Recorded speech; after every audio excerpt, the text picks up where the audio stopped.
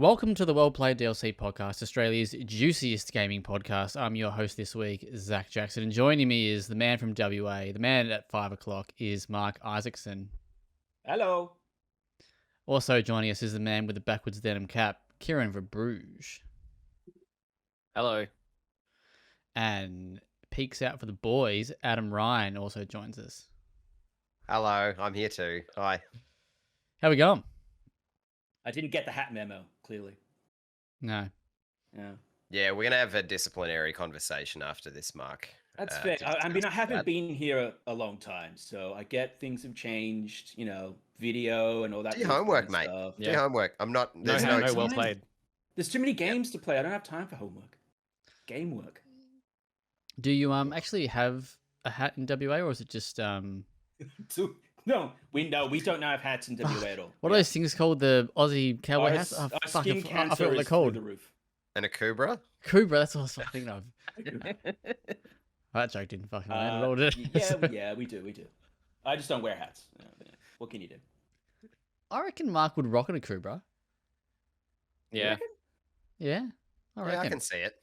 Yeah. The rest it'll of us help you all absolutely this, couldn't. so, Absolutely Yeah, not. My we'll head's too hide everything. skinny. My little tic tac Your head, head's mate. too skinny. Yeah, mate. Tic-tac head. Oh, I'm glad you said it. It but you know what they say about people with tic tac heads? Go on. No. Don't eat them. Small feet. I don't know. I got nothing for you. Move on. I hadn't really Killed thought it. that Nice far. work. Alrighty, this week we've got a very big week. Kieran's been pumping out the good stuff. We're going to hear all about his Assassin's Creed Shadows review and Xenoblade Chronicles Definitive Edition. Do we get that? Close. Close enough. Close enough. There's an X in there, but yeah. X. Very good. And then maybe a couple other little bits and pieces as well. But Mark, it's been a long time since the people have heard from you. Yeah. What have you been up to? Jack shit. Moving on. No. That's why we got you on. Yeah, that's why you got me on. Yeah, a lot of life-changing stuff. Obviously, I think it's been over a year since I've been on, something like that. So it's been quite a while. Moved house again. It's been like 3 times now in the last 4 years. That's fun. New job, but in the same place. It's a long story, but it's a good story. And lots of fucking games. Considerable amount of games. Probably too much, maybe. My bank account's kind of hurting a little, but it's okay. Nice. Good stuff. I should also add, because I did miss this at the start, but this episode will be heavy on the spandex. But we'll go more into that a bit later. Adam, I know what it means. speaking of spandex, no one rocks a pair of tights like you do. Tell us, how have you been, especially in that cold Hobart weather? You best believe it, baby. The days are getting shorter. The mornings are getting darker. And I'm loving it because it means the end of daylight savings time. Well, we were going to save this for the discussion topic. It was going to be one that I was going to spring on you. But daylight savings time is just it's just dog shit. Yes, we've talked about it before. Don't we? Isn't this like a yearly thing? Yes, yeah, it is. It does happen every year, even though I don't think it should, because the world just does it itself. You don't need to move clocks. But yeah, it is. It's getting dark as fuck, and I love it. It's nice, comforting. Very good. Mm. Kieran, how are you? I'm good. That's good, mate. Yeah. You've recovered? I don't know. I've recovered. It's my rest day today, so back into it, I'm sure, soon enough. No doubt, mate. I'll have something lined up for you. Don't worry about that. Gotta keep the horses working, if you know what I mean. How have you been? Yeah, very, very busy. This Europe trip takes a lot of planning, and it's just shit's so expensive. I know I said that before, but like, fuck me running. Like, Europe is munted. Like, honestly, travel is munted. Just cut that bit. Yeah. Just Yeah. put that in a YouTube short. And like, yeah, anyway, first world problems really, because, look at me, going to Europe for 5 weeks and complaining about it. But life is just expensive, eh? Yeah. Anyway, but should be good. Should be good fun. so I'm keen. I'll have my laptop. Don't have any of these handhelds that Gen Zs have got. Just got the boomer laptop. I don't know. Play Balatro on your phone like an adult, you fuckwit. I don't play games on my phone. I play blackjack. Actually, that's a lie. You play blackjack on your phone. I do. Not Balatro. When did you retire? The fuck? I love blackjack and a little bit of free cell as well. Oh. Europe for 5 weeks, blackjack and freestyle on his phone. He literally is like 85. Yeah. Jesus Christ. He's research state of his life. No, it should be good. Are you going on just a bench sitting tour? You're just going to go to each city and fucking sit on a bench? That's basically all we can afford to do because everything's so expensive. Yeah. It'd be original. No, we're going to some cool places, but yeah, we'll talk more about that when I'm back, I guess. Anyway, let's get stuck straight into it. Mark, you said you've been playing a lot of games. Give us a couple that you played recently or that have really stood out in the past few months. I mean, the big one would be Pirate Yakuza, as I like to call it. So, Like a Dragon Pirate Yakuza, or in Hawaii, I think is the full title. Fantastic. Didn't pick up on that anywhere else but you. Love it. How is no one just getting Yakuza? Yakuza. Too good. They missed on that one. They missed the boat.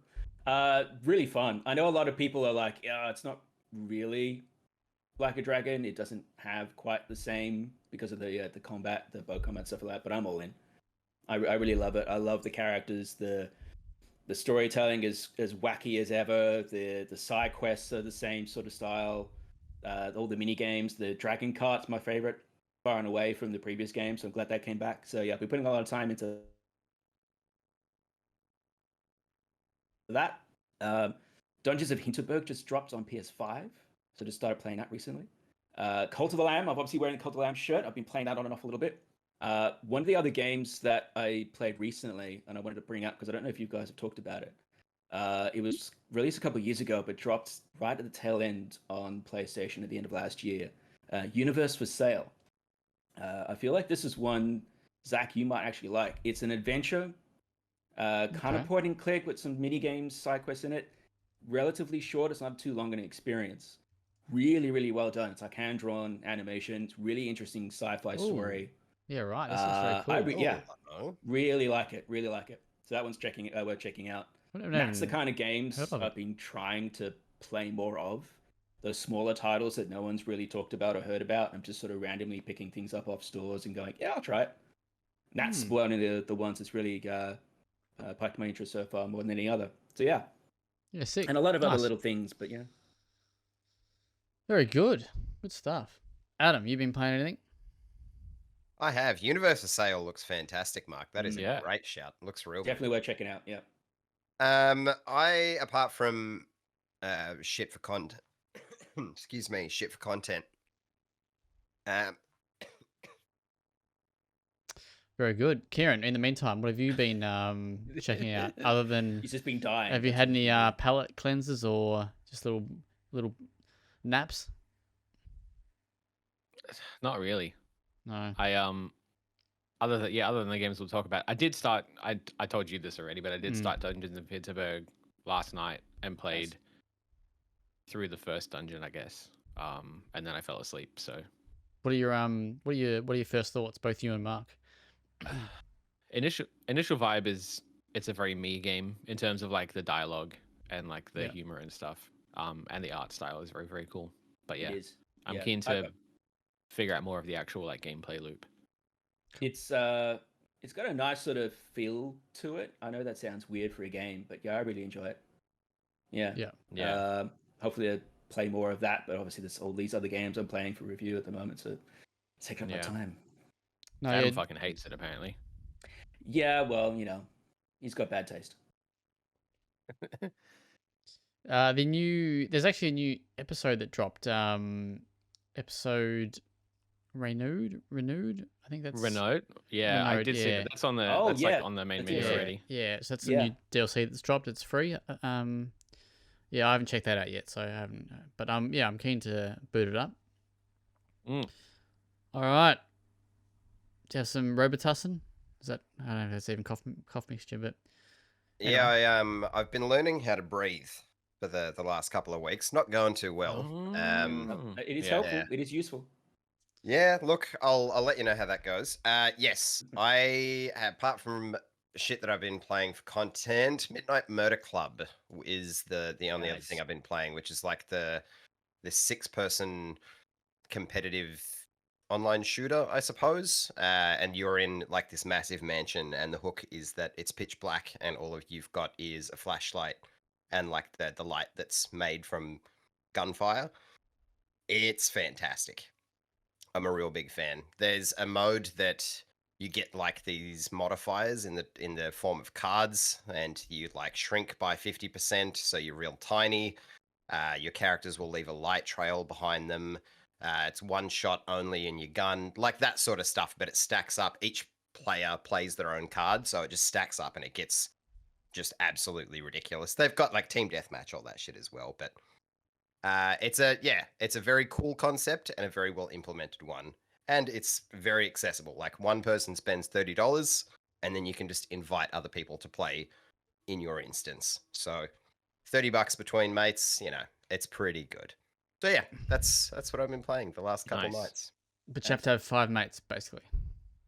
Yeah, I've been playing by myself. Like the friends pass thing is nice, but yeah, you do have to have friends. Friends, you can just jump in. There's like a matchmaking thing, but it's very much better if you have other people to play with that you know. Is there bots at all as well, or is that Yes, yeah, there are bots as well that you can backfill. And there's proximity chat, which makes the game hilarious because people will be like running away scared, and you can hear them like bucketing down hallways and shit. It's a real good time. It's dumb and it's fun, which ticks boxes for me.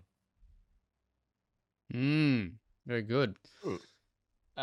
Myself, not much. We'll talk about a couple of things. Very, very shortly. The only thing I can probably quickly chat is that I've been playing Asylum, which is the point-and-click game that, if you've read any of the content on well-played.com.au lately, you'll see that we did an interview with the director and one of the writers of that game, Augustin. I actually don't actually know how you pronounce his first name. Cordes.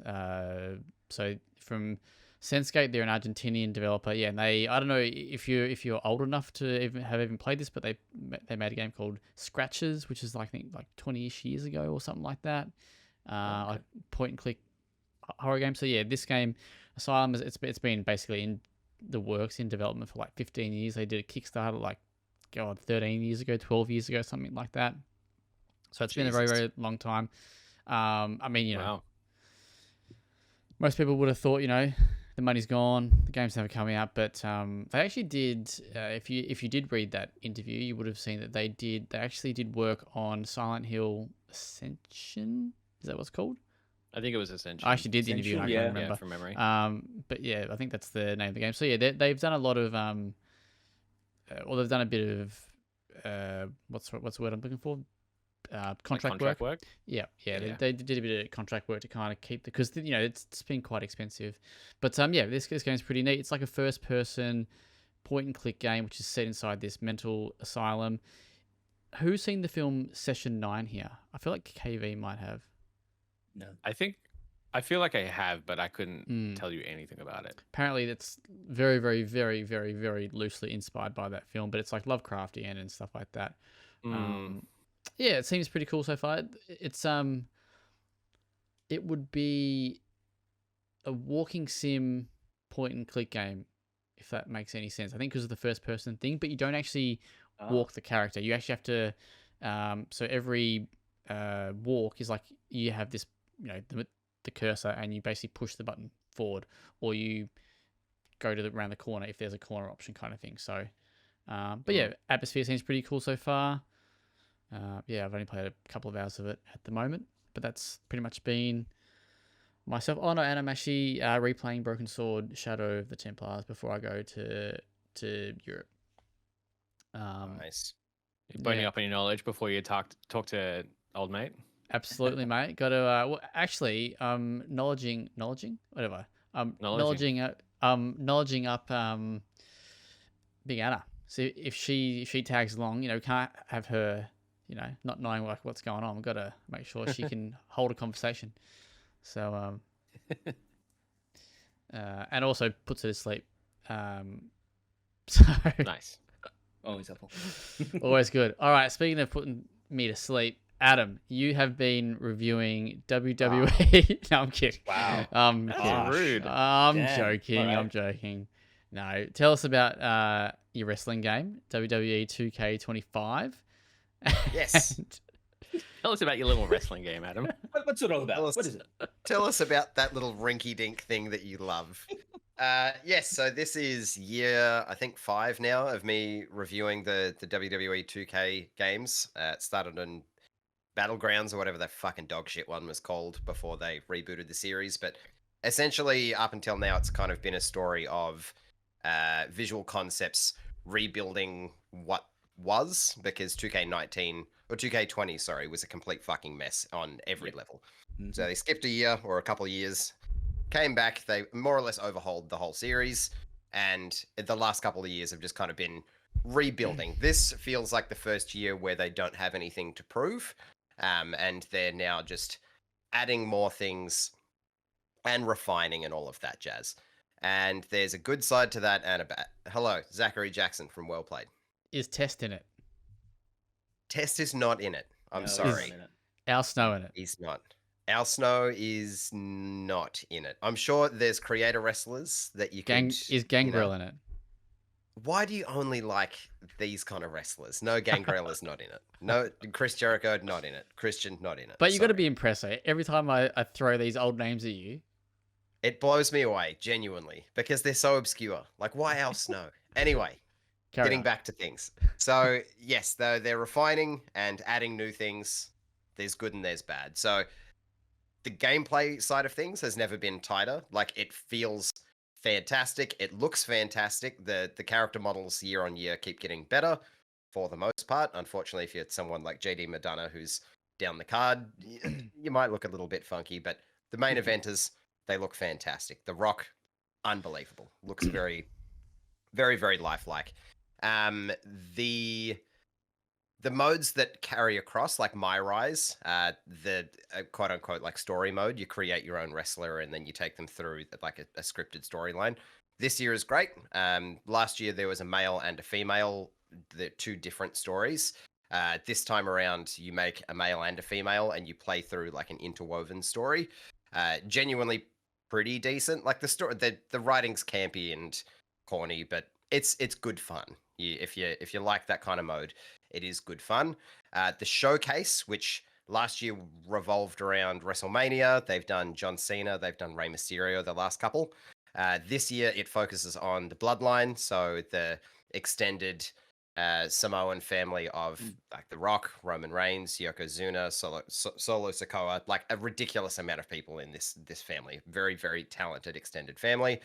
They've ditched the slingshot mechanic where it kind of brings in real world footage into gameplay, because it kind of, I don't know, it was cool, but it broke up action way too much. So instead they've got like one big chunk of like, here is the story behind this match, here's who this person is, and then you just get into gameplay. That I think is a massive improvement. The only knock I have on that is they now have timed objectives, which Mark, if have you played any of the showcase yet? Yeah, I got stuck at the very start trying to put Solo Sikoa through the damn table. Yeah, That took me about 20 minutes to do. Yeah, It was really annoying. completely fair. But timed yeah. objectives can get in the bin. Not a fan of that whatsoever. Not a fan of that. It wouldn't be so much of an issue because like they are optional, but there are unlocks that are tied to it. So it's like if you win the match, you get one thing. If you do all of the objectives, including the timed objective, you get like 7 other things. So you're kind of forced to replay them if you miss them. Excuse me. And in a game where a reversal or like just an animation can take 15 seconds and you only have 30 seconds to do something, it's a bit shit. Yeah. Anyway, the improvements they've made, love it, great. The new Bloodline rules match is chaotic ridiculousness. Big fan. The underground match is fine. It's good for people who like to like the whole simulation suite. It's a big thing in NXT now. There's a whole pay-per-view kind of based around it, so it would be great for them, so they can do their My Universe or whatever it is. So ultimately, loving the direction that the game's going in. They're getting better and better. The downside of, I suppose, visual concepts and to a larger extent 2K being comfortable with where the game series is now is the monetization is starting to creep in. The big new mode is called The Island. It's a semi-online mode, I guess. I think there's like 36 players that can all inhabit this this area, I suppose, where you Zachary Jackson, hello. So is it like Big Brother? No, it's more like nothing like Big Brother. It's more like, you know, Right. the online modes they added to NBA 2K. I reviewed, I think it was Like the 2K23. Yeah, see, so it's a big open environment which you can run around in. There's little shops around everywhere you can buy for your character. You can interact with other players. In this mode specifically, the only really thing you can do is just find areas to wrestle in, and then it just starts an online wrestle match, and that's about it. Yeah, it's essentially because there is like there are off or like PvE, I suppose, like offline fights that you can do that have like little missions and storylines and shit attached to it. They're garbage. They're really not good. And the online component of it, like Mark said, is essentially more steps to get into just regular queuing for an online match. And you can only play as your creator wrestler that you can only level up with the virtual currency, which is very scant. I'm sorry? Yeah, it's completely pay to win. So the online currency, so to level up your character you start off at like rank 73 or 74 or something. So shit, not good. Oh, that sounds quite high. And I think the ceiling is like 99 or 100. But 99. the disparity between What about- 75 to 100 is Is that pretty like massive. your overall ranking, like your ratings? Correct. So like all right, okay, that makes more sense then. Sorry. Yeah, correct. So you can level up like 70. No. You can Well, that's a level up pretty like big grappling level. and reversals and all of that shit, and it all adds up to an overall level. So as well as the cosmetics that Mark mentioned, which this island is like 95% stores. It is. Absolutely. And it's like Nike stores, like there's branded shit in this that's just plastered everywhere. But yeah, to level up your character, you still need to use the same VC. Of course, you can earn that in game. You get fuck all for completing matches, winning, doing all like little missions and shit. You gain very, very little. Or you can whip out your credit card and pay for it. So it's essentially, like Mark said, the city from NBA. They kept that shit away from WWE for a few years because they needed to build that goodwill back up. Unfortunately, Visual Concepts has done too good of a job at making these games great that they can now monetize it again, and it's a step in a very rocky direction, I think. I don't understand. Am I meant to understand? Why would anyone do No, that? I'm glad you don't. I honestly don't think anyone will. Not for the short term, I suppose. How much is like it because to level up? how much? So I leveled up completely using the virtual currency that was afforded to me from the whatever edition. I think it was the Bloodline edition that we were sent, right? Yeah. So you're given 100,000 VC. That completely will level me up. But I'll have a look on the store and see exactly how much that currency would convert to. But so yeah, long story short, it's tricky, right? So the game itself, like the package is better than it ever has been, and I do greatly enjoy what's there. And this is only like an added thing, right? That you could ignore, but it is part of the whole, so it does knock it down slightly. So I think last year I gave 2K24 a 9. This is feeling more like an 8.5 because it's starting to slip into the direction of you are starting to add things purely for the monetization of it, and it just feels like the first step down a very shitty path where we end up like NBA, where it's just like you can't swing a bat without hitting a cash register. Yeah. Zachary. So is there a story mode? Or is that what the island is? Have you been No. on the podcast this week? Sort of. I'm Adam. I'm confused though. We're talking about WWE. There is. So there's a separate mode that's called My Rise that has a whole campaign. Right. This is like an added thing it's meant to be like it has a soft storyline as well as there's like social aspects, but the social aspects are just shit. Can you just play as like Test? Oh, Test. No. So Test isn't in the game. It's not in it. Yeah. In this mode, you have to play as your If creator. you were listening earlier, a guy named Zach Jackson asked if that was a thing.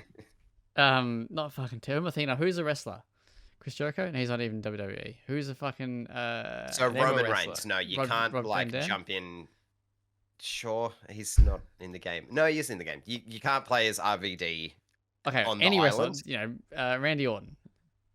Yep. So regardless of what wrestler, you can keep naming them. You can't play as them. Okay, no, In this mode, okay, right. You have to play as your creator wrestler. Sorry, but sorry? My question is there a story mode where you can play as famous wrestler? No. That's never been how these games work, though. Yeah. The Bloodline Showtime mode, you kind of do. You go between different wrestlers over time, and you play different modes, but it's not one wrestler the entire time. Yeah. I will just say, I don't know if it's just me, but is Mark frozen on your screen? Yeah. Yeah. No, I am. I don't know why. So he's gotten good at ventriloquism. So, but to answer your question about how like expensive it would be to completely level up your character, about $60. And you're giving this an 8.5. It's because I gave last year's a 9. Everything from last year is in this. They've added more things that are good, but then they've also added this bullshit mode that more or less you can ignore. Right. Okay. So it's just the island.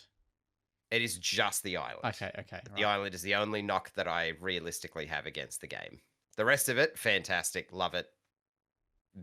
It's an improvement on last year, but they're starting to show their greedy hand, and it makes me nervous. But there's no test, just to clarify. So I'm gonna be it's gonna be a hard line answer to this. No, there is no test. But Absolutely zero. You could make him if you really wanted to. Yeah, then you could pay $60 and level him all the way up. Fuck yeah! What was his finisher called again? Do you remember what that was called? Test drive or something? That sounds like a weird. Surely he just had a big boot. Isn't that all? He just kicked him in the face. Don't know. I'll look it up, mate. Don't worry, Thanks, I'll fact mate. check. Appreciate it. Do you see people? I know you kind of already said no, but like, do you see people really engaging with the island? Because like, I feel like NBA works because like there's a culture of commercialism there, like with like shoes and all that shit. Like, not to generalize, but like I feel like there is already a well-established Yeah. No, 100%. Yeah. But I don't know anything about wrestling, so like I don't know if wrestling fans are in that same vein. Not enough to build this kind of mode around. No, like I don't think wrestling fans are collaborative enough to like. There's not the kind of culture where you all get together and do X, Y, or Z. We're all very separate. We only yell at each other on the internet. That's the only thing we really do. So, I mean, short answer, no. I don't think there is a world where they create a mode that people want to inhabit. I just don't see that. Not for this kind of medium. It just doesn't work. Hey, Zach test drive 100% his move. Is it really? Fair enough. Did well. I told you. Like that makes sense. I'm living in the void right now, so you know. Anyway, the thing I wanted to mention about the island, which I thought was, I think it's one of those things where, because I've played the NBA one previously as well, it feels like it is just the start of something they want to build on in the future, which is concerning. But there's these little things within it that show that they're trying something. Like there's this one bit where I think it's one of the areas where Rey Mysterio's hold up, and there's a car off to the side, and there's a little sign that says "Chicken Tendies for sale." Now, Adam, you know what that reference means. it's just little things like that, that they're referencing the history of WWE. I wish they'd tie into more and had more things to interact with instead of it just being, here's your character, go off and wrestle sort of thing. I wish there was more to it, but I don't know. It does concern me how much money is going to be involved in this thing in the future.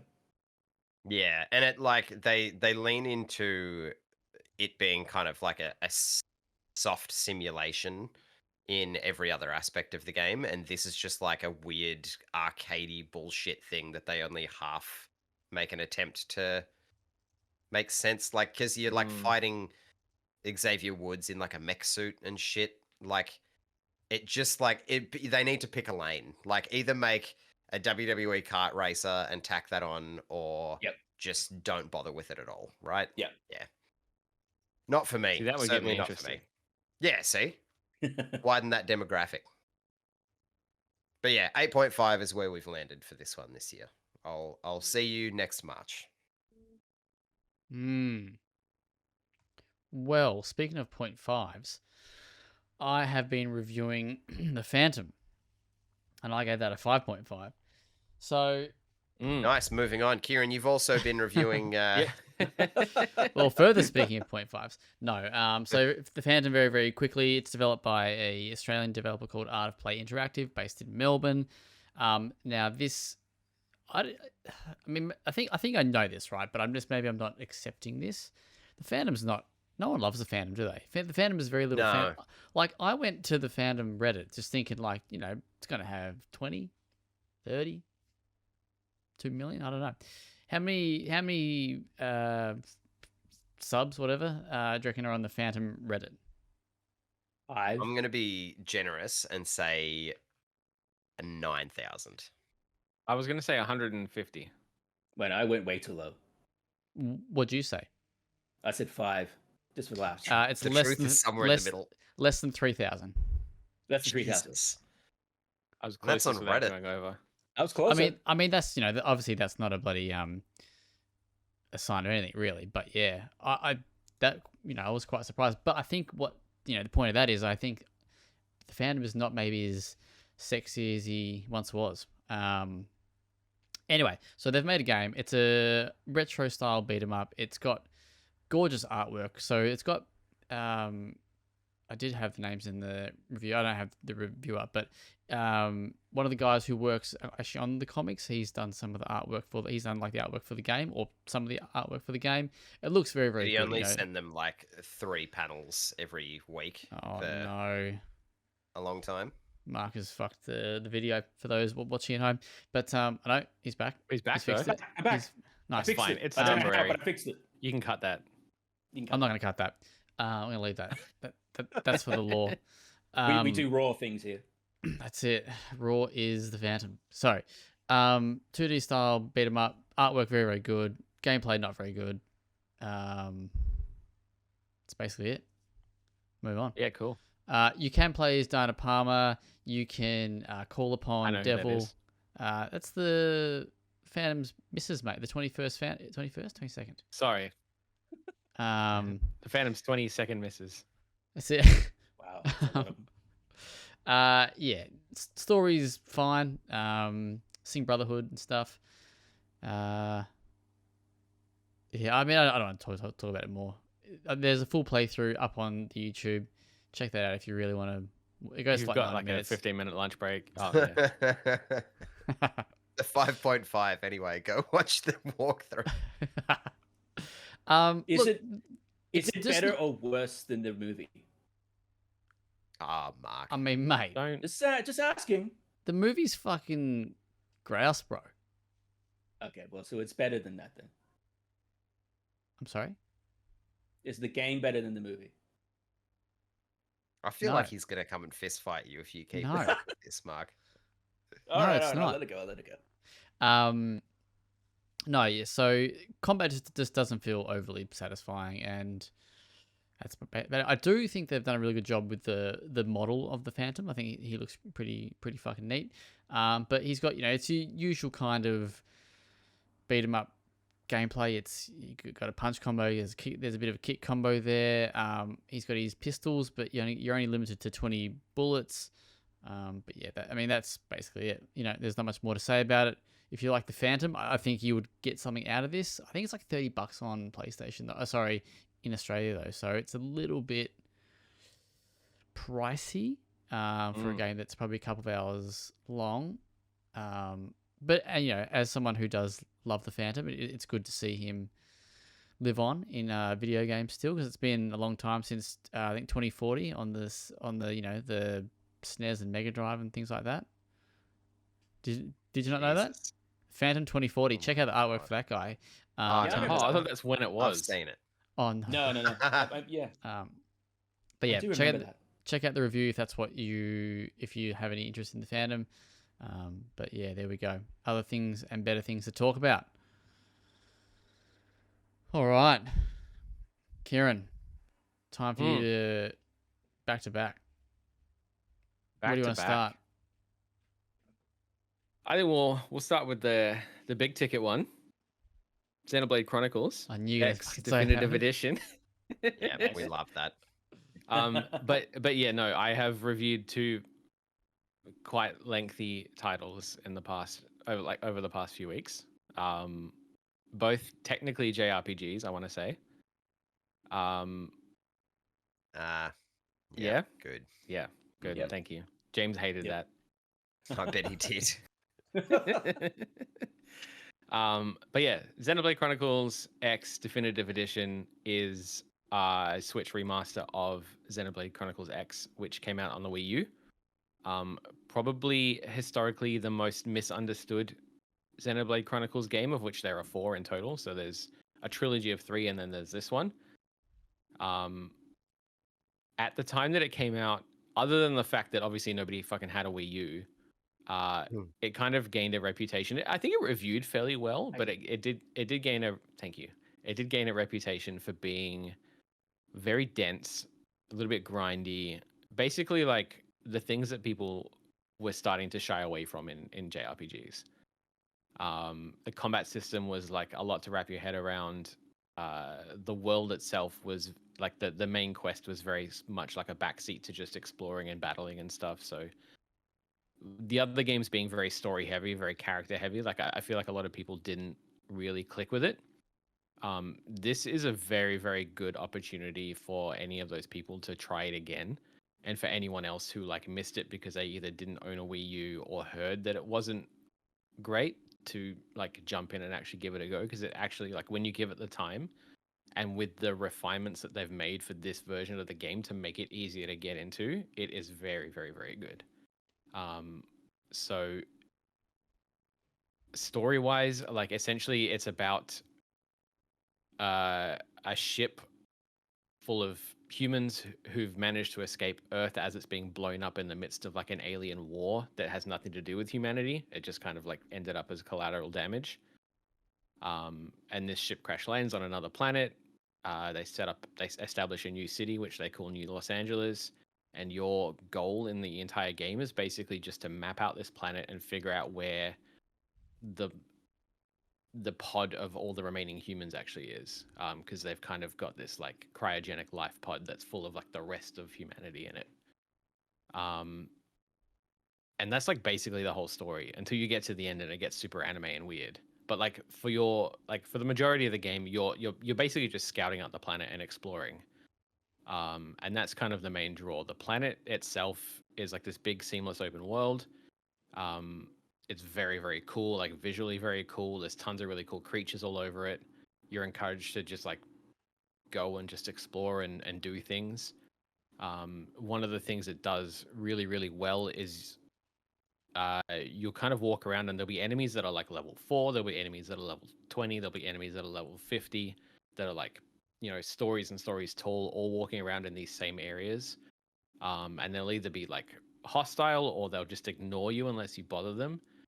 So it's really cool just kind of like walking around and seeing all these different creatures and sort of figuring out whether you're safe to go over here, whether there's these 50-foot monsters that are completely like docile and won't bother you, or whether you go somewhere else and get hounded by a bunch of like rat looking things.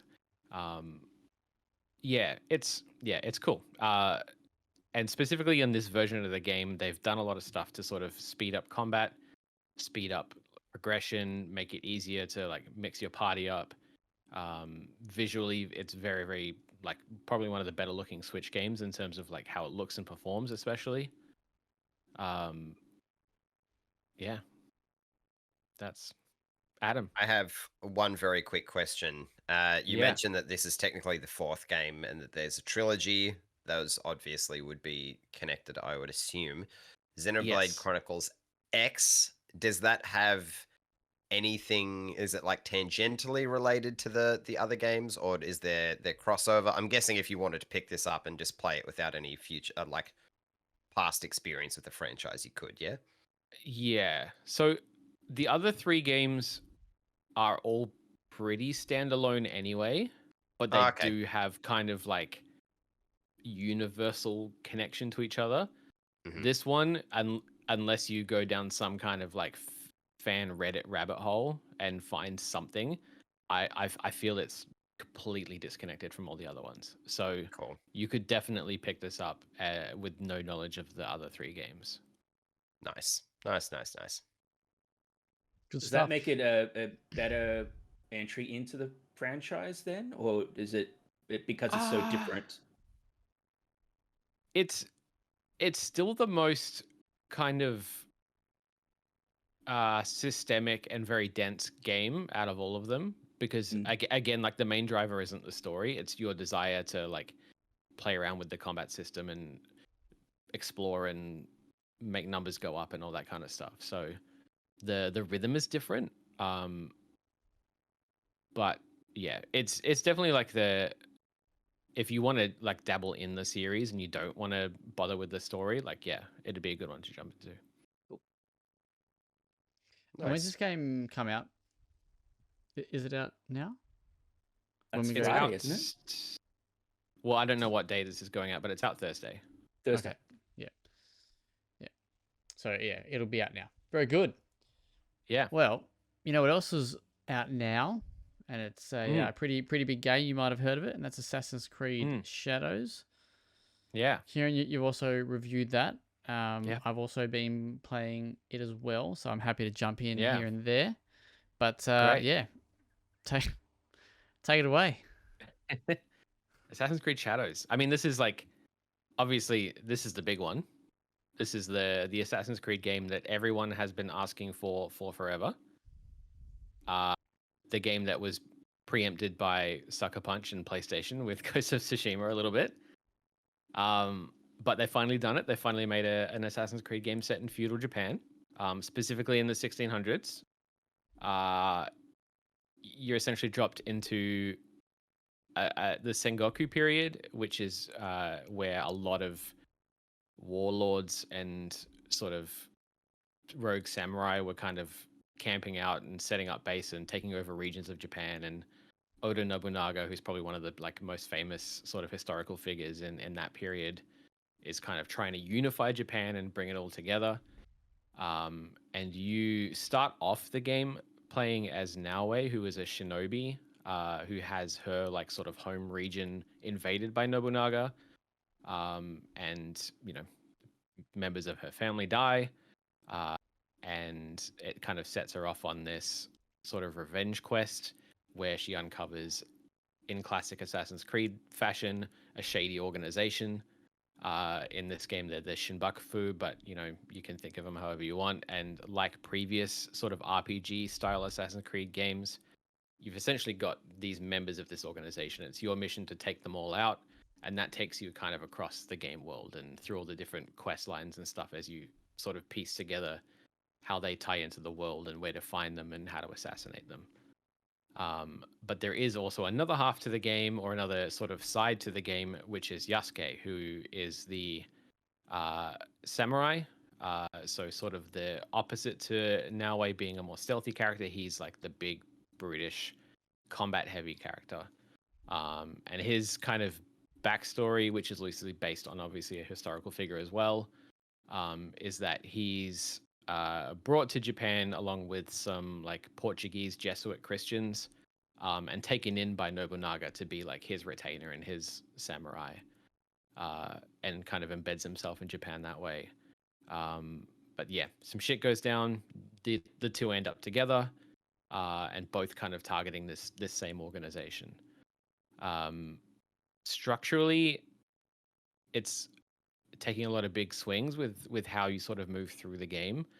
The Assassin's Creed games have always kind of copped a bit of flack for that Ubisoft. I mean, they sort of started that Ubisoft open world sort of thing where it's like, oh, icons everywhere, let's just go do everything. In this game, it's very open-ended and very much embedded in the world. So there are options to make things icon heavy and just sort of let you do what you want, but like by default, you're sort of expected to explore the world and figure out where things are. So a lot of missions will tell you, oh, this person is like in this general area, and you explore and you figure out where they are. And then while you're doing that, you sort of end up by proxy picking up other quest threads and meeting characters and finding things. So like it kind of encourages you to sort of immerse yourself in the world. Even like the classic Assassin's Creed viewpoints where you would normally like climb up high and just like it would open up that part of the map. It sort of does that, but when you're up there, it kind of expects you to look around and look at where you can do things. So it does a very, very good job of kind of putting the focus back on the world that they've created. And the good thing about that is the world that they've created is very, very cool. It's very detailed. It's full of stuff to see. Visually, like probably one of the best looking games I've played in a very, very long time. The like minute detail of how they've captured Japan in that period is very, very cool. And they give you a lot of like history and lore to like unlock and like look through in the menus and stuff. Like there's just like pages and pages and pages of history that they've sort of embedded into the game.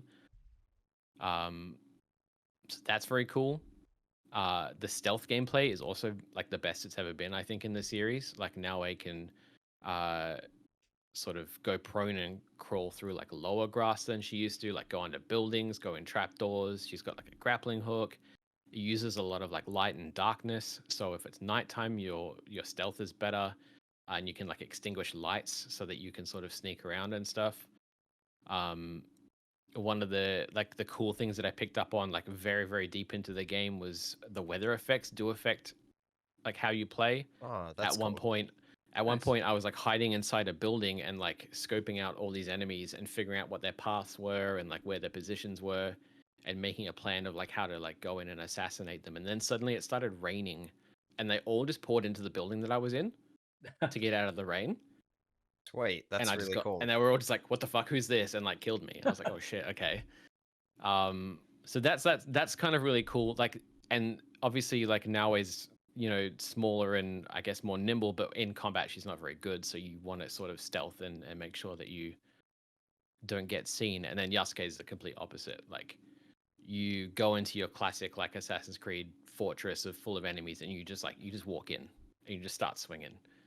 And it's a very, very different gameplay feel. The combat is okay. So his whole thing is like sort of hinges around a very just okay system, which I think makes him less fun. But he's also a very interesting character. So that kind of like pays for itself. Does it play like For Honor? No. Okay, cool. Sorry. No, don't apologize for that. It's fine. It's very similar to the other like RPG-ish Assassin's Creeds where it's just like deflecting, parrying, and hitting people. Zach, do you have anything to add at this point? Or Adam, do you have a question? I have a very quick question that either of you could answer. If so, you obviously preferred Naoe's gameplay, and I understand that you can switch between them. Yes. I don't know if you can switch between them just whenever you like, but if you are very much vibing with one and not the other, can you primarily play through the game just as one? For the most part, yeah. I was going to get to that, but yeah.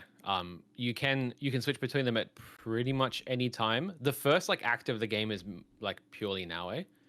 It's maybe like the first like 8 hours or so, and then you get access to both of them. Yeah, it's a fairly meaty first act, or like first. I was like, how long am I playing now? Zach was messaging me like, yeah, when do I get Yasuke? Because I was like, am I not doing like a particular mission that you need to do to tick over to do it? And you're like, I think I would when I'd message you. I think I just got to it. Right.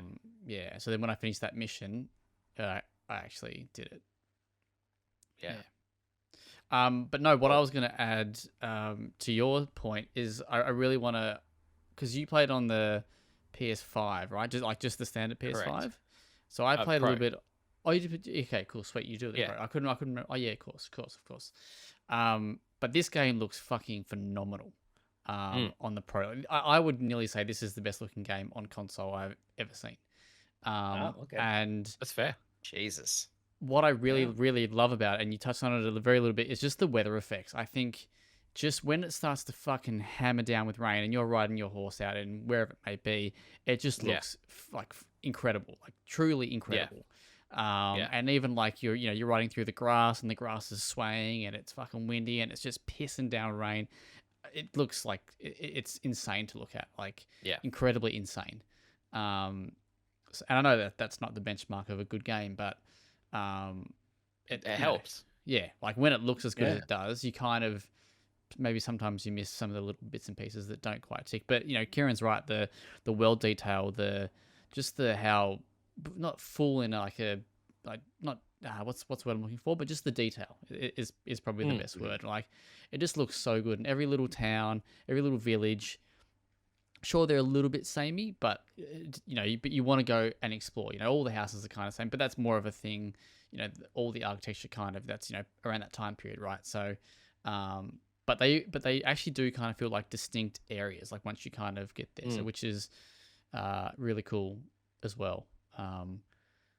Combat. I just love Yasuke and his big boot, mate. Just it's the flying kick, not the flying kick, but the kick that sends people flying. So good, epic. It's really good. But yeah, I do agree with the gameplay. I quite liked Yasuke because sometimes after riding for so long, or just trying to find a person, I just want to boot the shit out of someone. So, and it's worth adding. I know that we spoke about it in our preview of it, but that whole thing that Kieran's talking about, where you have to kind of go and explore, the option that you are talking about is what they call the scouts.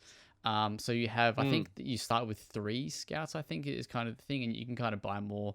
But these what they do is you go to the map, and the mission might say he's in North Kyoto, he's at Ringlight Temple, he's harvesting grass. Ringlight Temple. Yeah. Was that what you were looking at when you said it? Yeah, absolutely. So and then you can kind of go to that area on the map, and what you can do is you can scout it, and rather than you having to go and explore it, the scouts will, if you search in the right area, they'll actually find it for you. So you can kind of bypass that if you need to. I've done that a couple of times when I just can't really be bothered searching. I just kind of want to go there, and you can unlock not what are they like? I guess not hideouts, but like safe houses, I guess is probably the best word. Yeah. So you can actually pay like 200 quid to go and unlock a safe house. Quid, the national currency. You can you just do that, and then you can kind of fast travel there, which does help. So it does have that big bloat, but I think there's ways to kind of make it a bit leaner for you if you want, which is really good. But yeah, that's kind of all I can think of off the top of my head from what you've said. I mean, there's tons more that you can talk about. There's like, so again, in that safe house, like there's like contracts that you can do. So if you want to go and do other missions, like I did one where it was just assassinate a bunch of people in a particular castle or something like that. But I want to get your thoughts on the hideout. See, yeah, that actually ties into one of my criticisms. Okay. Not the hideout itself, but I guess I'll touch on the whole thing. And it's the main criticism I think in my review, is that because everything is so open ended, and because the mission structure is so open ended, it can be easy for like the momentum of the story or like the impact of the story to get lost, especially in the middle act, because it's letting you do whatever you want to do, and obviously playing this for a review, I wanted to mainline the main story, but it's really hard to figure out what that actually is. I agree with that. and I unlocked the trophy for completing the epilogue of the game before I unlocked the trophy for completing the second or third act, and I still don't know if that's because of a glitch or I haven't done them yet. Hang on. Like, Do you say epilogue? Surely it can't be that in my head, open-ended. I heard prologue, but you said No, epilogue, didn't you? Epilogue. yeah. What the fuck? Because it's really hard to distinguish what the actual distinct acts of the game are and like where you're at in the story, and Okay. so it feels like it skips around a lot, and you can miss things, especially like the hideout. Like I spent so long in the game not really looking at the hideout or touching it, and then as I was trying to figure out whether I'd done the fucking main acts or not, I started doing quests there, and it started unlocking things like allies and like all this other stuff that I'm like, this would have been so helpful when I was playing the game. Yeah. So is this like a Brotherhood style hideout? Like this is where all of your like base homies will building. hang out, and Minimal base. It's building, actually it's a very very minimal base building thing where you place buildings and those basically unlock gameplay aspects and you upgrade them. Okay. One of those things is the scouts that Zach was talking about. So when you build their little scout thing, you can add more of them and you can do other stuff. Gotcha. And you can There's a forge. decorate it. Yeah. There's a forge where you can upgrade your weapons and add stuff to them. A lot of the like loot you find out in the world or like buy at merchants is just decorations for the hideout.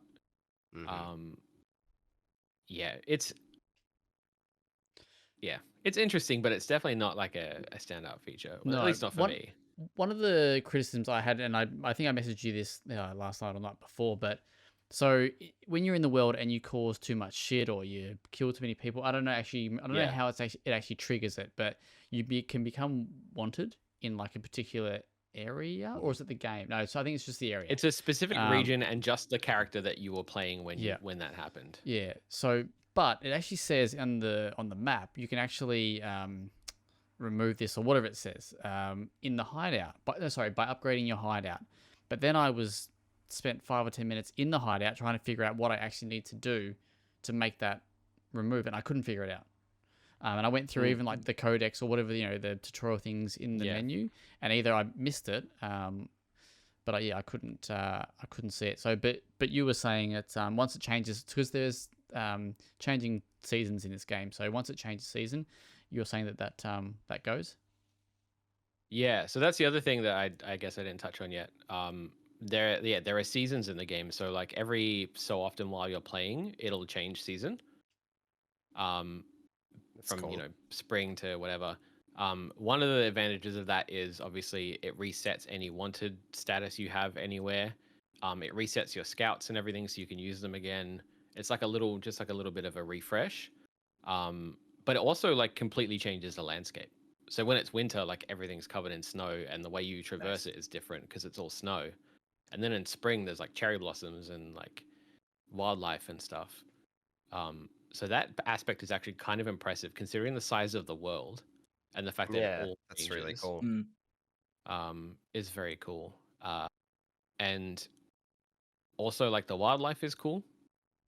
One of the things I really like, I feel like a few people have brought it up, is that a lot of your like side activities, like none of them are really like violent. In other games you would kind of like hunt animals or do, like whatever. Like you just draw the animals in this game. Like if you find a new animal, you just like sneak up and you just draw it. Or you meditate and like reflect with like a little rhythm game. With the drawing, sorry to just jump in. I'm pretty sure when you do that, you actually unlock them for your hideout. You can put them in your hideout, Yeah. Okay. Yeah. So that's really fun. So there's like there's a lot of really, really cool stuff, but there are times in the game where there's too much stuff and you kind of like, I don't know what I'm doing or where I'm going or like how this works or interacts with the other stuff that I'm doing. Yeah. But like it's that aspect is minimal. Enough to kind of, I think, dilute the story a bit too much for me, but not enough to ruin the game. Like it's actually amazing how well everything works. Yeah. I think you can see they've put a lot of work into making this one really good. Or work. Yeah. And on that whole story thing, so basically you get your mission board, objectives board, or whatever you want to call it. And there's all these different bits. And so what kind of Kieran's talking about is kind of in the middle to the right, to the east and west. Let's call it. You've got Nawe on the right, and you've got Yasuke on the left, and then you've got their missions that'll have their own quest lines. Then you've got different groups or different things, like there's one called like the butterfly collector, I think it is, or something to that effect. And then there's like another one, and there's another one, and you can go do them all, but they're just called quests. Like you don't actually know what is. But then you've got the main, I guess not main, but you've got the core group of enemies kind of in the middle-ish, but you have to be the right levels to kind of tackle those. So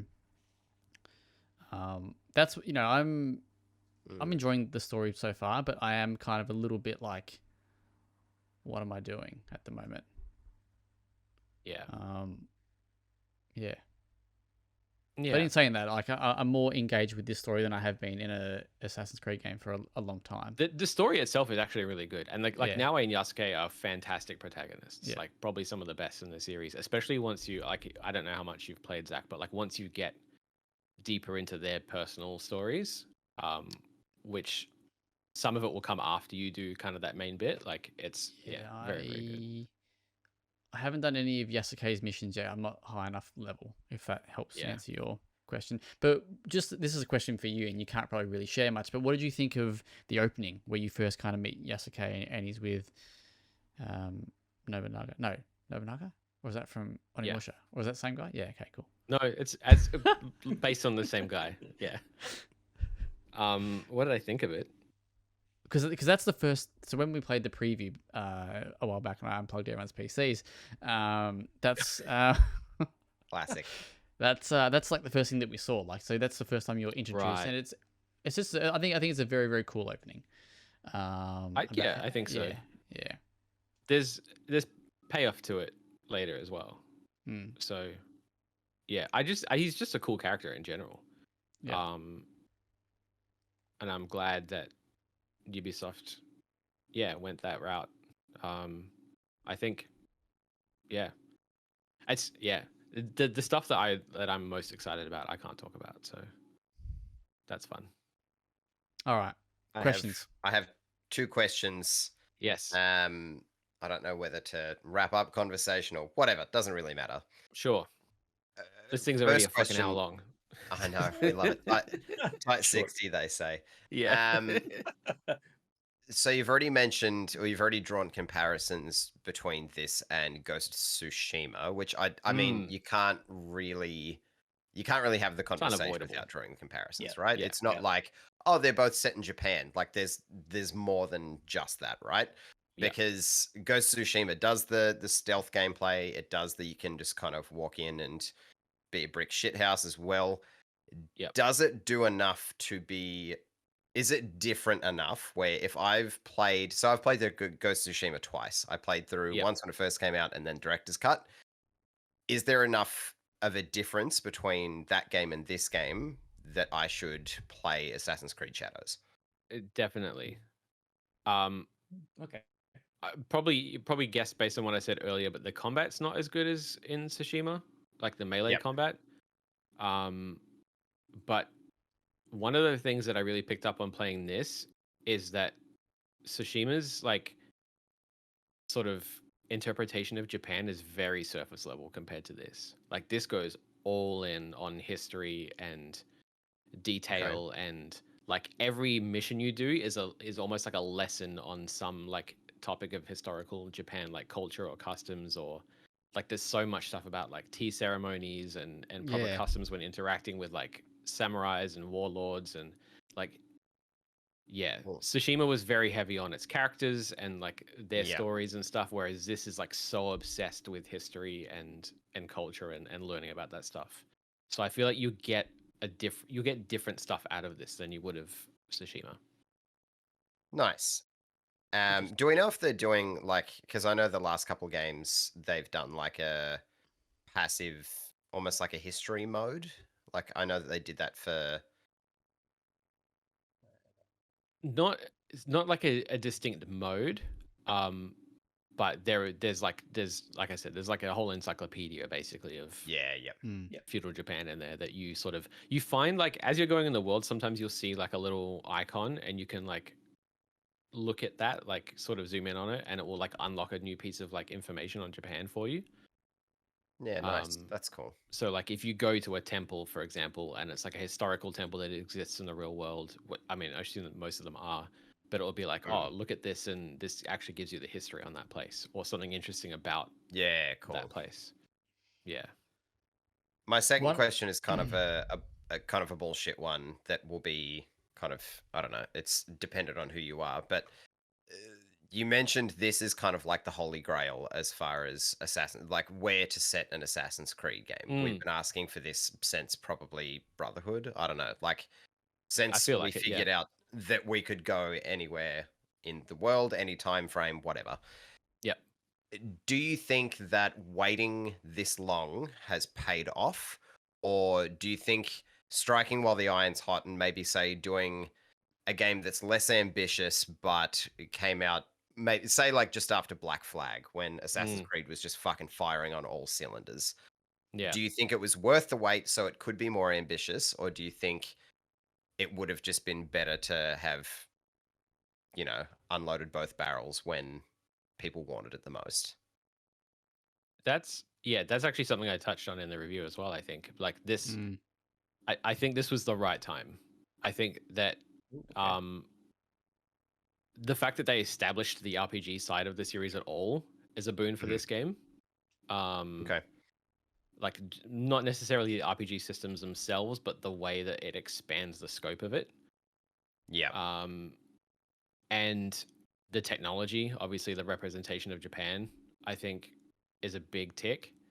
But yeah, I just think, and also just the refinements they've made from the previous games that make this better in terms of like the gameplay, the exploration, all that kind of stuff. I just think they had a lot to work through to get the series to a point with like all of the different things that they were trying before they went, yep, this is the time we set it in Japan.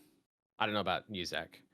Yeah, I think you get two very different games. I think if you set it after Brotherhood or Black Flag, I can't remember which one you were saying now, but I think if you have it around that timeline, the Assassin's Creed game that you were playing is very, very different to the Assassin's Creed playing, you know, that we've got here with Shadows. You know, we've got the RPG now. So I think it'd be cool to have that kind of more linear focused experience, but I think this works better. I think having played Mirage, it's kind of that thing where it's like, you know, you go back because you want the old thing because it's like, oh, I really want to go back and play that style of game. And then you go and play it and you go, you know what? It's actually not as good as I recall. And that's how I felt a little bit with Mirage.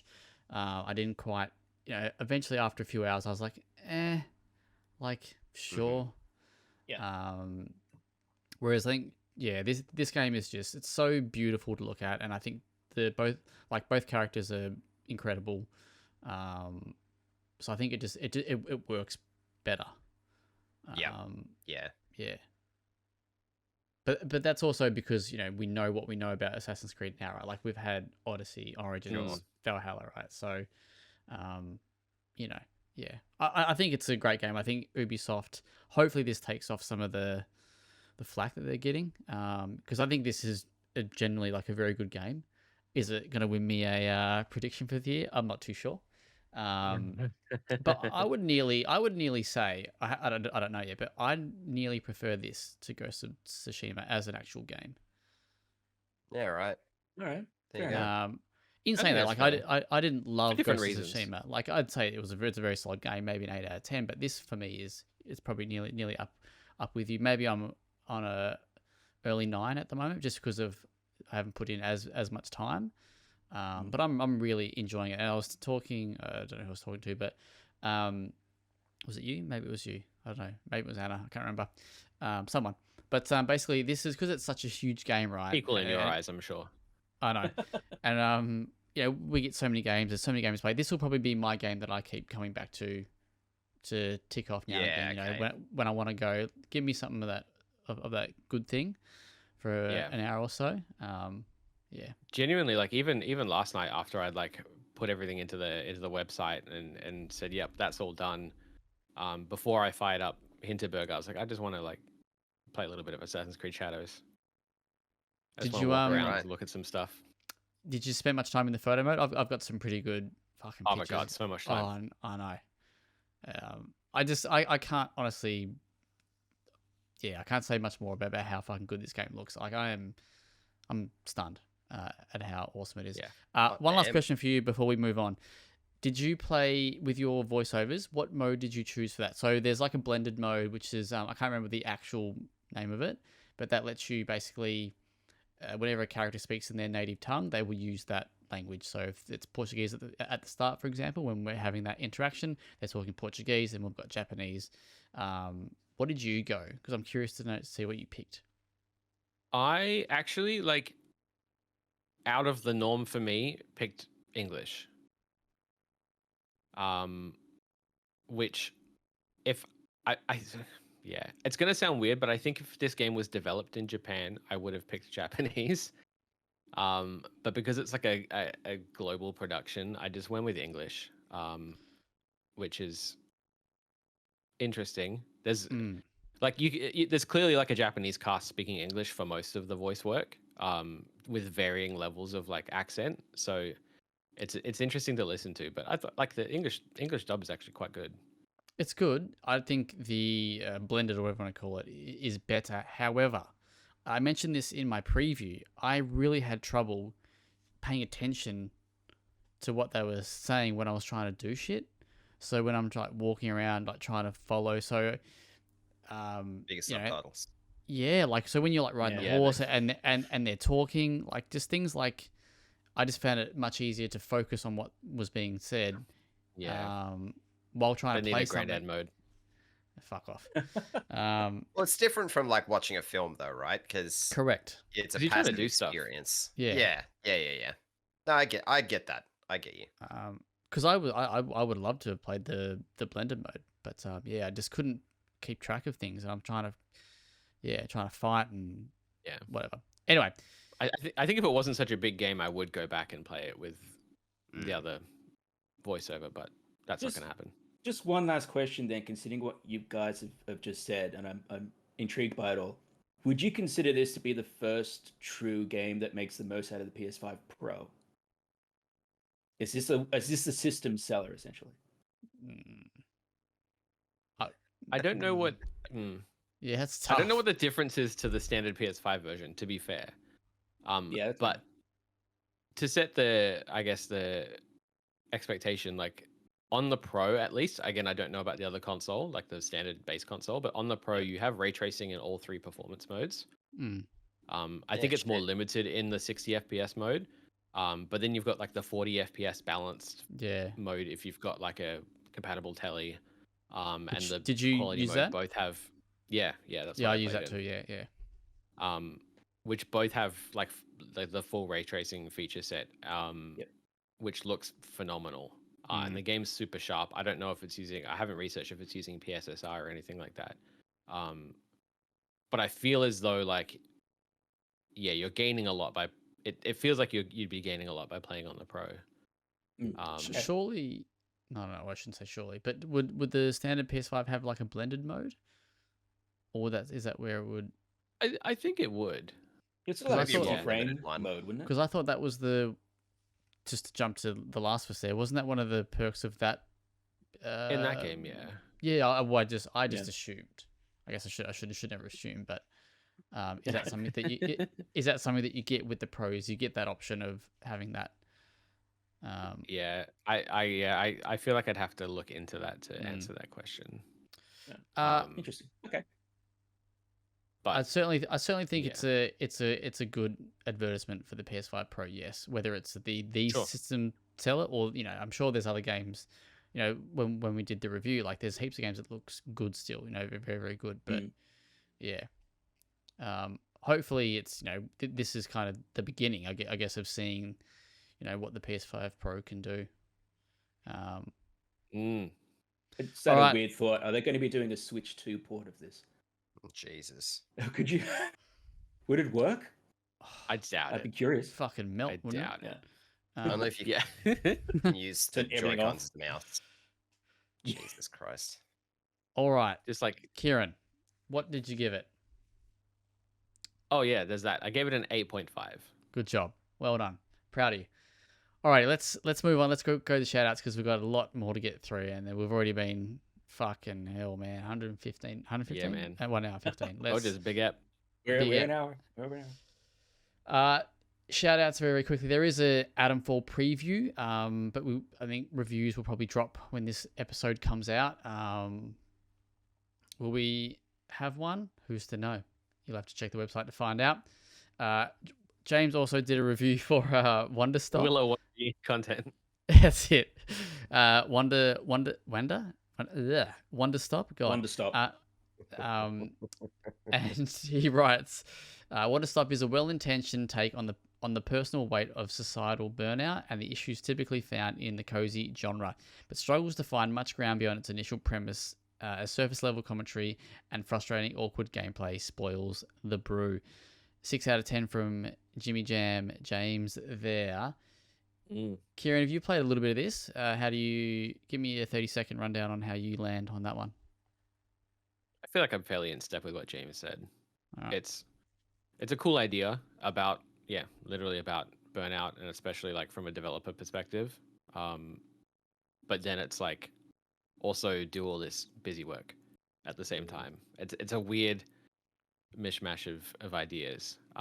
But it looks really nice, and if you like cozy style games, it's quite good. Yeah, I've been vibing with it quite a lot. That's my kind of thing, I think. Yeah. Yeah.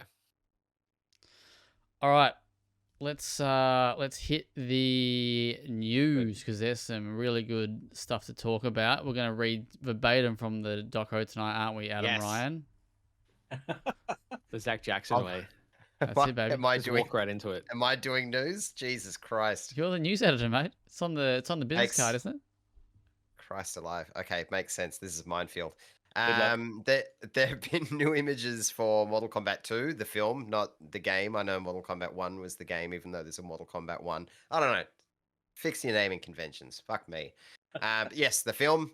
Entertainment Weekly did an interview with Ed Boon, and they got some tasty images as well. Got another look at returning Scorpion. We also got Katana. We got Carl Urban's Johnny Cage, which he looks like older because Carl Urban's older. So he looks great. And Shao Kahn, who looks goofy as fuck. So I don't know, man. Very keen for the movie. Did we all enjoy the first one? I didn't mind it. Yep. It was all right. It's the bar they were aiming for, I would say. Yeah. Oh, I actually hadn't looked at the Shao Kahn image before. It's Yeah. something's Come on, off mate. about it. It's just Yeah, I like a don't think burnt it's- Shao Kahn. I mean, hopefully it's not the proper representation of the character, and it's just a here's the mask, and then he takes it off later on. But if that's the whole thing, it's a bit. I don't know about that. Yeah, look, it's Yeah. it is what it is. The original Yeah. Mortal Kombat 2 movie had Shao Kahn in it, and he was famously great. Anyway, It was good. we also got a reveal trailer for Silent Hill F. So this is the one that is set in Japan. We got essentially like an image from it a long while back of a whole bunch of gross kind of blood flowers on a character. Now we have a full trailer that's like 4 minutes long, and it fucking bangs. This thing looks awesome. Kieran, I'm guessing you're probably behind this as well. You're keen?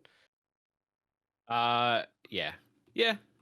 For the setting, Oh. I'm not as much of a Silent Hill nerd, but No, typically I'm not huge on the series as a whole. But if this had a different name and the same trailer, I think I'd still exactly. be keen. 100%. Which, is great. I think the trailer looks good. Zach, have you had a chance to watch it? Not yet. I am keen though. Unfortunately, I've been bogged down in other stuff, but I am keen. I'm very keen to check this out. When you Apparently find it's yourself very, 3 minutes. very violent. Like more violent than usual for a Silent Hill game. That's what I've been hearing. There's a moment right at the end of the trailer that I was gonna say. made me Yeah. made me feel Curious. all kinds of bad ways. Yeah, Mm. but hey. Talking about bad ways, I don't know. The Ash Whaling's wet dream has come true. Warhammer 40k Space Marine 3 is official.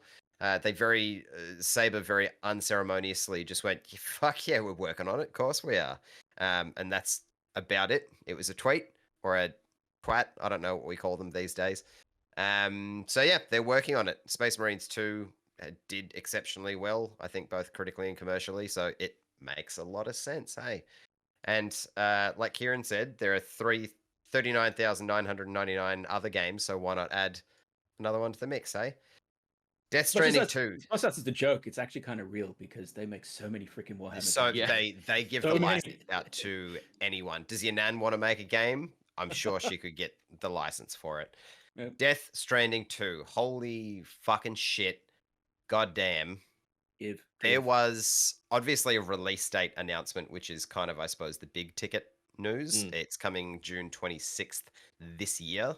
So realistically, not that far away. It's pretty soon. But obviously, you need to have that release date, right? And to announce that there is a pre-order.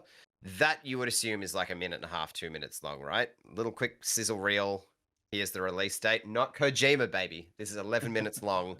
It is fucking ridiculous. This looks like you're talking about Assassin's Creed looking fantastic. This looks like what I imagine the promise of PS5 and Xbox Series X should have been, and to now hasn't really been. Some of the shots in this trailer are fucking believable. Like when I tell you I can't wait to play this game, baby, I cannot wait to play this game.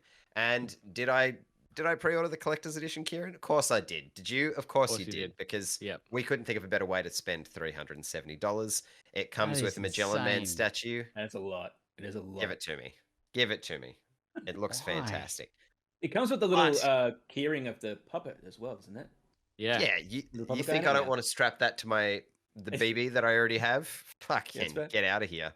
That shit's going on there. But Kieran, I hear you saying, after spending $370, I've still got money to spend. Never fear, my friend, because they being Kojima himself, I would assume, they're taking the music of Death Stranding on tour. They're doing a concert tour around the world, and they're stopping off in Australia at the Opera House. How wonderful. Tickets are $180. And Kieran, did you do it? I did. Of course he did. Of course you did. Of course he did. I'd be joining you. I genuinely have another musical gig that night, literally that night, which is devastating. No. Otherwise, I totally would. Yeah. But hey, it is what it is. So if you love Death Stranding, go to the Opera House, because I think that would be pretty cool. Tony Hawk's Pro Skater 3 and 4 got announced. Of course it did. It's coming July. I think we all kind of assumed that was what they were hinting. It was a given. God of War, the TV series, has apparently already been greenlit for 2 seasons. Seems a bit presumptuous to me. Zachary Jackson. Sorry, can you just give us the headline or the tag or whatever you want to call it that's written actually here for Tony Hawk? Can you just give that a crack, please? Yeah, man. So the run sheet that we have, hang on, let me just read this. Hawk Tonia. Mm-hmm. Nailed it. And what do you get? And what are you going to do to that thing? Genius. Mm-hmm, mm-hmm, mm-hmm. Grind on that thing? Bang? I was going to say grind. Yeah. Kick flip on that thing. Riced alive. Yeah, just ollie on out of this joke, please. It hurts me. Because apparently we all hate money. Pokemon and Lego are coming together for obscenely expensive Lego sets that are branded. Fuck knows how much money they'll make off that. They are going to make tens of billions of dollars off of this collaboration. Like, Jesus Christ. Speaking I swear Pokemon, this though, already happened. Is that the next one, the headline, is that a Pokemon at the end there? Adam, can you just not Yeah. going. Not I'm Don't read that. Don't read that. Look, Jesus mate, if it Christ. is, it's one you're never going to catch. Hey, There got we him. Got him. Kieran, please God help me. Horizon Forbidden West's actress Yes. Ashley Birch, who did a fantastic job of trying to bring that dull ass character to life. She doesn't seem awfully happy about Aloy getting the AI treatment. Can you talk to me a little bit about the situation? Yeah. Well, I popped that story specifically in there, but I guess we haven't spoken about the actual thing itself on the podcast. No. But there was a leak, I guess it was a leak, of some internal Sony video where a small team within PlayStation was working on AI technology, and in that video they used Aloy from the Horizon games as their AI avatar and showed one of them essentially talking to it. It looked like garbage. Aloy moved like you would expect the worst looking fucking AI robot character to move. The conversations were weird. She said she had like a cold coming on or something. I can't remember what the context was, but it was like a sore throat, I think. And like it sounded like, you know, the original fucking Siri voice assistant. Like it was just all over the place. And obviously everyone reacted to it very poorly because nobody wants that shit in video games. No less voice actors. And so yeah, that's like kind of the most recent development is Ashley Birch, who voices Aloy, has come out and been like, I didn't like this. Very diplomatically been like, I promise you guys, like this isn't like an active thing. This is just someone at PlayStation testing new technology or whatever it is. But I think her main point was like, it's not so much that she's worried about PlayStation using the technology or like the whole sort of implications of the technology, but that someone could have this happens to them where their character or their voice is used in this way and then goes public and they have no recourse to stop it because there just aren't guardrails on this stuff. There aren't protections on this stuff. So I think that, that potential possibility is kind of worrying. Luckily, I don't think they used Ashley Birch's voice to make this, but there definitely could have been a situation where that happened and this got out and it was out of her control completely. I think it's one of those things that companies keep saying, like, of course we wouldn't get rid of voice actors. Like, AI can't replace voice actors. We'd never do that. And you would never do that until someone does. And then the floodgates are opened and it becomes a common thing. So to dismiss this might seem like a small thing, particularly that it's just been done internally and it was never meant to come into the public space. It's concerning regardless. I mean, it's just the fact that it's happening. I think that's what made this blow up. Is just like there's someone in there doing it and trying it, and it's being sanctioned. It's just like it is concerning. It's it's gross on plenty of different levels, but somehow less gross than our final little news piece, which Mark you've put in here. Can I quickly just jump in? Sorry, before you go all. Well, I just want to quickly say, so other quick news for PlayStation, they actually announced a new first-party studio. They did, that's right. Dark Outlaw. Is that right? The studio is called Dark Outlaw. And it's got Jason Blundell. I think it's led by Jason Blundell, who's a former COD veteran. I don't know what he actually did on COD. But his name, I played Modern Warfare 2. So yeah, there you go. I appreciate that this one didn't get like the typical PlayStation fluff piece about it on the PlayStation blog and like going over everyone and their mum who works there, because that hasn't typically done very well. The last couple of times they've done that and kind of blown smoke up the arse of the developer, they've either closed down before anything's come of it, or it was Concord and it got released, shut down, and then the studio got dismantled. I wonder if it's also a little bit of optics as well, because they've recently they've closed. Absolutely. You know, we can't be seen, but like we're not going to basically. But also Firewalk, right? Like talking of Concord, to say that you just shut down a studio that released a competitive first-person shooter, and then not to say that this new team will even do a shooter. Like just because you worked on COD in the past doesn't mean that's what you'll do in the future. But like you get rid of one developer that released a shooter game and then create a new studio that has a background in that, like it would look a bit odd. So yeah, I imagine that played into it for sure. What's interesting is that Blundell man that Blundell bloke. He was podcast. Deviation Games. Yeah. And they did jack fucking shit for PlayStation as well. So that's what I mean. Like it's another situation of like, oh, yeah, here's a new studio, and they they hyped that up they did unbelievably, and then nothing came of it. In June 2021, unfortunately, might feel like the same. Yeah, they announced a partnership to develop a new exclusive intellectual property for the PS5. There you go. Anyway, fuck that. Let's blow some shit up, Mark.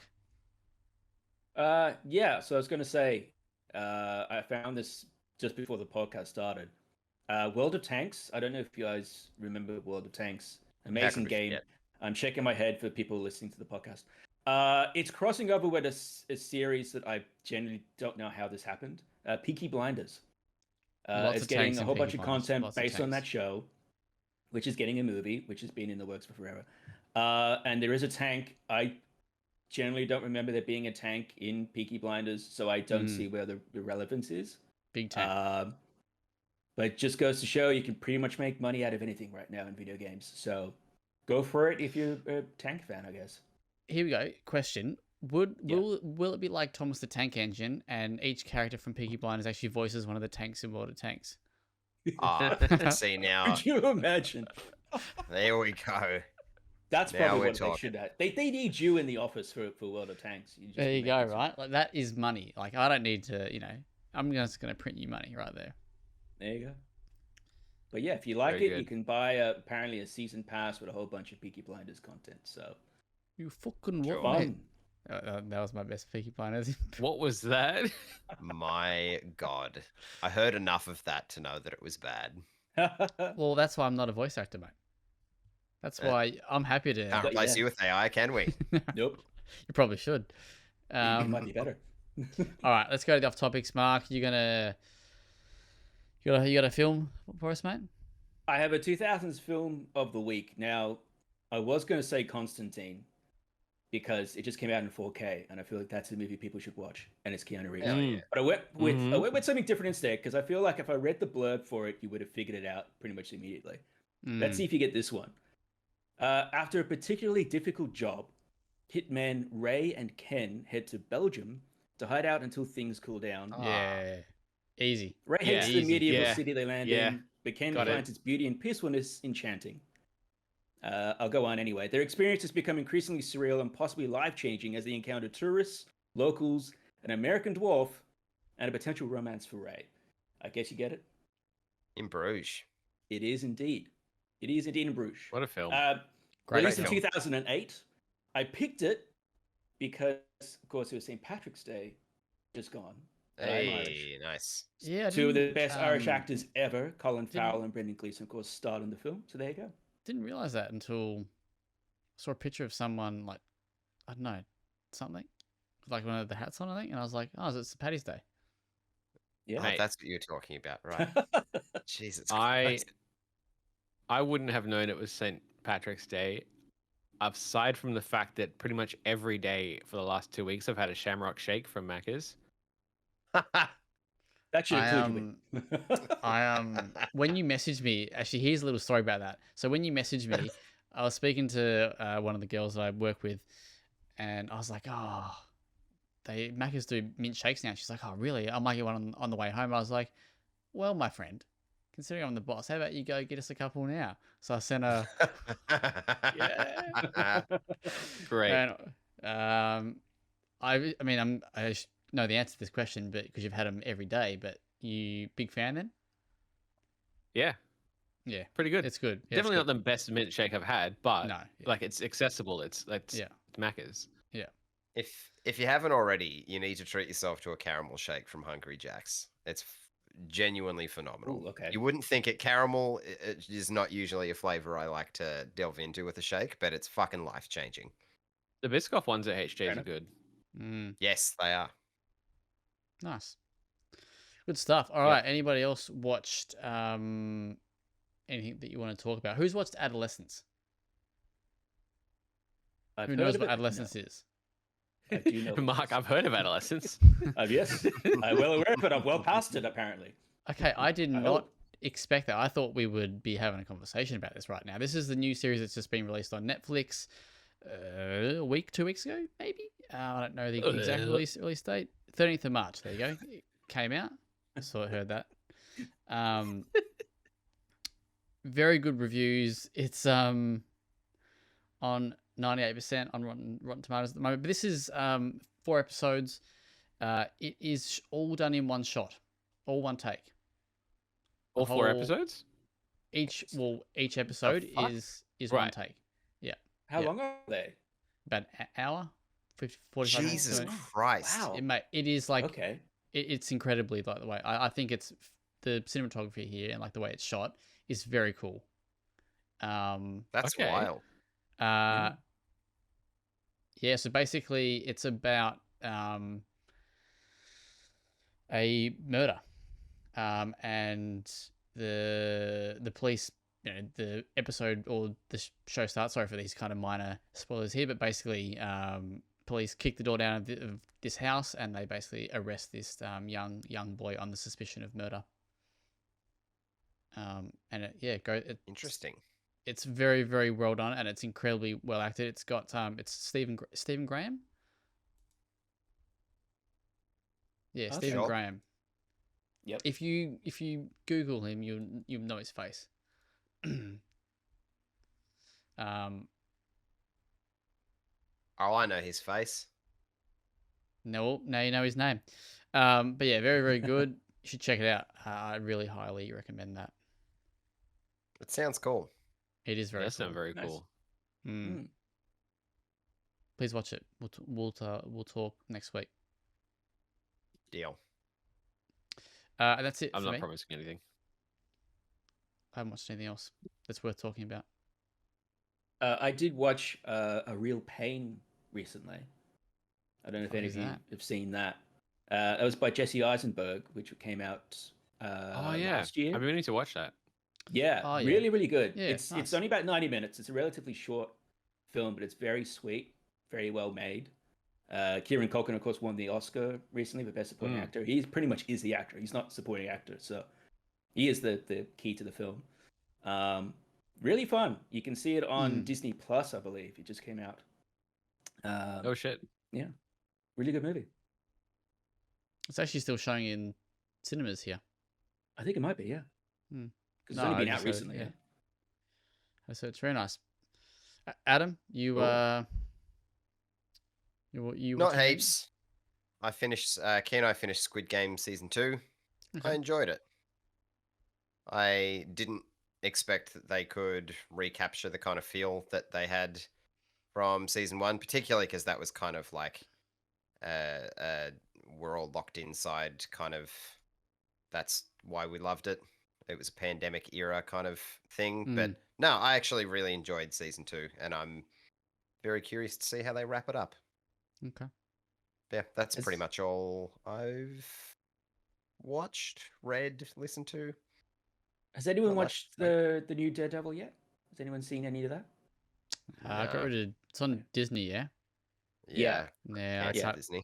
we cut Disney, so I would like to watch it, but it doesn't pull me in enough to subscribe. What the only thing I will say is the new season of Gangs of London. I don't know. I know Nathan watched that, but the new season of Gangs of London dropped today. I think on Stan. I want to say Stan. So, yeah, very good. All right, we going home. We're going All right, Yeah. thank you for listening to this week's home, but episode of okay. the WellPlayed DLC podcast. Don't know what number it is, but you'll see that in the title there. So good job. But if you want to check out any of the content, you can go to www.well-played.com.au. You got KV's Assassin's Creed Shadows review and his Xenoblade Chronicles X Definitive Edition. I think that's it. Yeah. Very good. Yep, very good. Perfect Title. review there. Mark, you gonna have anything for us? Next week I You gonna should hit a have home run? MLB The Show. All right. That's I think it's coming out. So yeah. Very good. And yeah, for everything else, you can check out our socials, Twitter. WellPlayed_AU. Blue Sky is just WellPlayed, and Facebook is, I think, WellPlayed_AU or WellPlayed_AU. Whatever. Search it. I'm sure you'll find it. Just feel it. And then you also got the YouTube there. Like, share, subscribe. Go give us a like on that Fountain video. Watch all 90 minutes of it. And then go watch the film. Treat yourself, because you'll need it after that. Anyway, thanks for listening, and we'll see you next time. Bye. Bye. Yep.